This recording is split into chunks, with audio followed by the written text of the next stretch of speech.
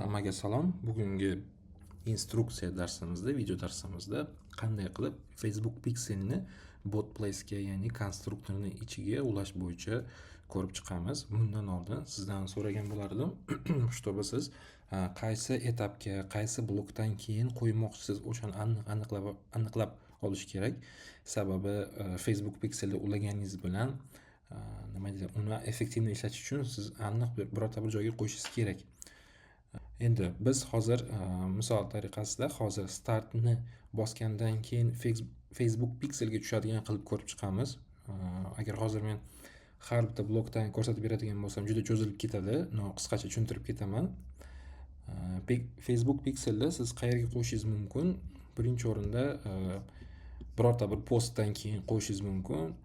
Deylik, qaysidir postgacha yetib keldi odam, unga pixel qo'yishingiz mumkin, чтобы keyinchalik retarget ishlatish uchun.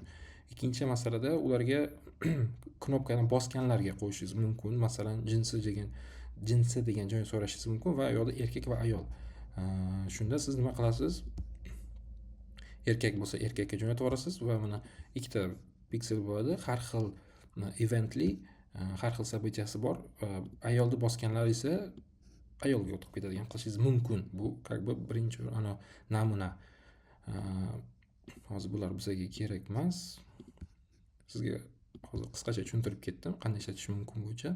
Hozir esa shunchaki start bosgandan keyin qanday ulash bo'yicha darsligimiz bu. Shuni ko'rsatib beraman. Startni bosdi, xo'sh, mana endi Facebook Pixelga tushdi va keyingi сообщение bunga kelyapti. Buning uchun biz buni ulashimiz uchun bizga nimalar kerak bo'ladi? Birinchi o'rinda mana shu blok kerak, ya'ni добавить blok bo'limini bosganimizdan keyin специальный, ingliz tilida special deb yozilgan bo'ladi. Agar ingliz tilida bo'lsa, bu yerda FB Conversation API. O'sha yerga bosganimizdan keyin bizdan bunaqa dannalar so'raladi. Srazu sizga aytib ketaman, mana bu joydan pastiga bizga hech qanaqa e'tibor berishimiz shart emas. Shunday tursa bo'ladi. Tushunsangiz ishlatishingiz mumkin. Agar tushunmasangiz buni ishlatish shart emas. Bizga hozir asosiy mana qizil bilan belgilab qo'ygan переменная с pixel id va imя события degan joyga kerak bo'ladi. Hozir bu narsani qayerdan olishni ko'rsataman. Bundan oldin bizga Facebook kerak. U yoqda Events Manager bo'limiga kiramiz. Events Manager bo'limiga kirganimizdan keyin naborlarga kirib, mana bu yerda bizga kerakli bo'lgan pikselni tanlaymiz. Mana bu birinchisi. Bundan keyin настройки bo'limiga kiramiz. Настройки bo'limida kirganimizdan keyin hozir birinchi o'rinda tepada mana bu ID группа данных, ya'ni mana shu pikselimizni ID'si bor. Buni обязательно kopiya qilib olamiz o'zimiz uchun va pastroqqa tushganimizdan keyin oxiriga yaqinroq joyda настройки прямой интеграции degan joy bor. Bu API Conversation pastda turibdi bu funksiya. Bundan ikkitasidan любой tanlashingiz mumkin, farqi yo'q. Recommended deb qo'ygan, buni tanlashingiz mumkin. Va mana bu tugmani bosamiz. Bosgandan keyin generate marker доступ bo'limini bosamiz. Tugmasini bosganimizdan keyin bizga uzun IP ключ beradi. O'shani ham kopiya qilib olamiz va yana qaytib BotPlace ga o'tamiz. Bundan endi ularni ishlatishimiz uchun bizga birinchi o'rinda настройки bo'limida integratsiya bo'limi kerak bo'ladi. Integratsiya bo'limida mana bu Conversation API bor, FB Conversation. Bu hozir ishlatganim uchun tepada, odatda pastda turadi. Mana buni bosamiz va добавить bosamiz.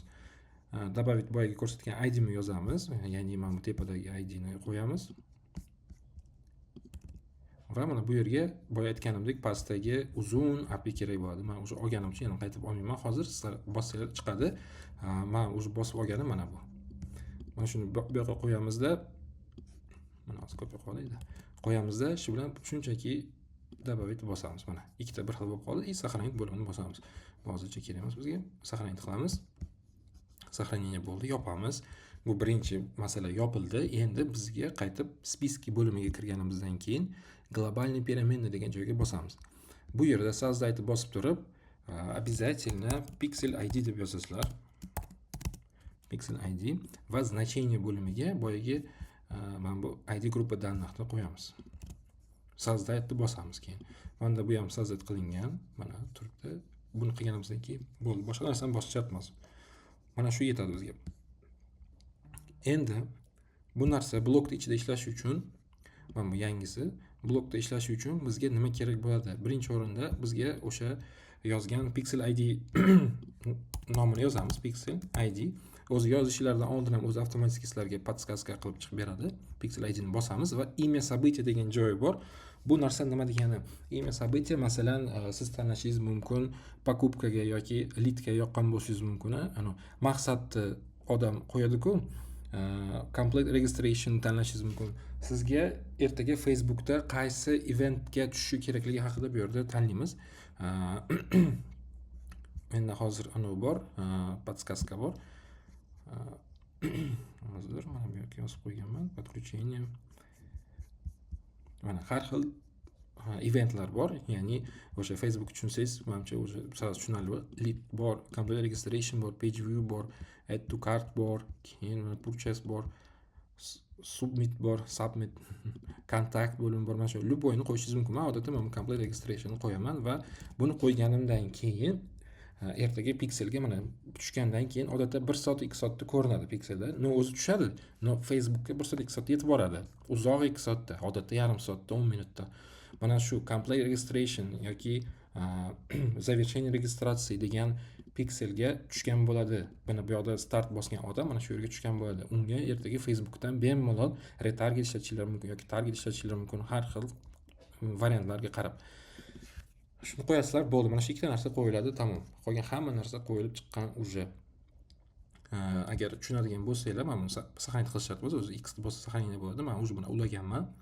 Pixel ID qilganman. Mana bu yerda faqat men o'zim lidga yoqqanman. Lid qilib qo'yganman. Pastroqda agar tushunadigan bo'lsanglar, bu ishlayapti yo'q tekshirish uchun log выполнения degan joyi bor, ya'ni logolar bilan ishlash tushunsanglar, mana bu yerda mana Jahongir o'tganman. Mana 4-sanada 3-iyunda mana 4-sanada o'tganimda mana bu yoqda bossanglar, mana сообщение пользователя, ya'ni men startni bosdim и сразу mana Pixelga men qo'shishdi. Mana Pixel ID mana ID'si va boyaga access token, ya'ni API ключimni ko'rsatyapti. Значит, hammasi ishlayapti. Request ko'raman va bunga qaraganimda action source website, mana bu yerda events received degan joyda bir turibdi. Bu degani, значит, o'sha eventimga, men bu eventimga lidga bitta qo'shildi demoqchi. Danni qo'shildi, ya'ni men qo'shildim. Shundan bilsangiz bo'ladi, ishlayapti yo'q. Agar muammo bo'ladigan bo'lsa, ishlamayotgan bo'lsa, mana bunaqa narsalar chiqadi. Pixel not found yoki boshqa narsa muammolar bo'lib chiqadi. Mana shu men ko'rsatgan instruksiya bo'yicha qilsanglar muammo bo'lmaydi. Agar muammo bo'lsa, bizni podдержка yozsanglar, yordam beramiz. Xayr, salomat bo'ling.